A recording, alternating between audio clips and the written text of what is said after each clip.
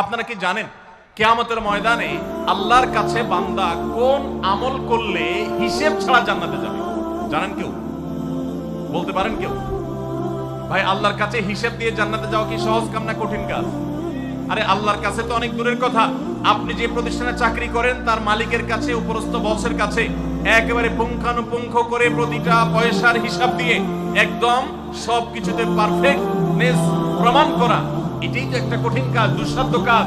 সেখানে সারা জীবনের হিসাব আল্লাহর কাছে দিয়ে পাই পাই করে তারপর আপনি জান্নাতে যাবেন, বিষয়টা এত সহজ না। তাহলে হিসেব ছাড়া আল্লাহ তাআলা এমনিতে বলবেন হিসাব টিসাব নাই, তোমাকে এমনি জান্নাতে দিলাম, এটা চান আপনারা?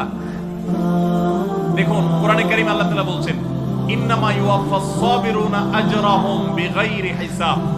আল্লাহ বিনিময় দেওয়ার ক্ষেত্রে, সওয়াব দেওয়ার ক্ষেত্রে দুনিয়াতে যারা সবরকারী হবে, যারা ধৈর্যশীল হবে, যারা সহিষ্ণু হবে, যারা নিজেকে নিয়ন্ত্রণ করতে পারবে, এই সবরকারীদেরকে আল্লাহ তাআলা হিসেব ছাড়া দিবেন, তাদেরকে সওয়াব দিবেন হিসেব ছাড়া। তাহলে আপনি যখন আপনার কর্মস্থলে থাকবেন আপনাকে ধৈর্য ধারণ করতে হবে। আপনি যখন পাবলিক পরিবহনে উঠবেন আপনার মাথা ঠান্ডা রাখতে হবে। আপনি যখন আপনার বাসা বাড়িতে থাকবেন আপনার মাথা ঠান্ডা থাকতে হবে।